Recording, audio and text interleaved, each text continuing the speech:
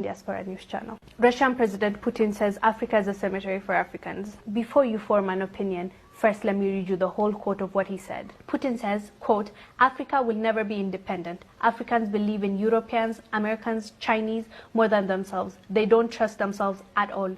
A white man will commit crime in Africa, but no action will be taken because Africa authorities view us as semi-gods. Far from the truth, a black man can be abducted in Europe, get harassed, or even killed, but no African authority will question. Africans present themselves as weak people with no hope, especially when dealing with Europeans and Americans. They are their own enemies. They hate each other, and that gives their colonial masters power to continue exploiting African resources. When an African becomes rich, his bank accounts are in Switzerland. He travels to France for medical treatment. He invests in Germany. He buys from Dubai. He consumes Chinese. He prays in Rome and Mecca. His children stay in Europe. He travels to Canada, USA, Europe for tourism. If he dies, he will be buried in his native country of Africa. Africa is just a cemetery for Africans. How could a cemetery be developed?" Putin asks. That's how it felt, really, hearing this from him. But let's be honest, let's have a real conversation.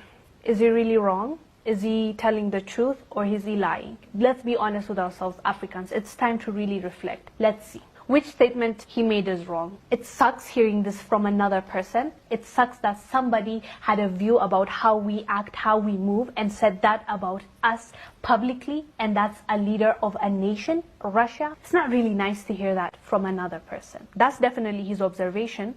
He's entitled to his opinion, but let's talk about his opinion. Is it really wrong? His opinion is formed from what he saw. Let's be true to ourselves. Let's be honest with each other. It's sad. It's really sad. But this is what's happening right now. If we want to see the change that we want, we need to be honest with ourselves. We need to see the truth. We need to reflect, and we need to change what needs to be changed. From what Putin said, most of it is right.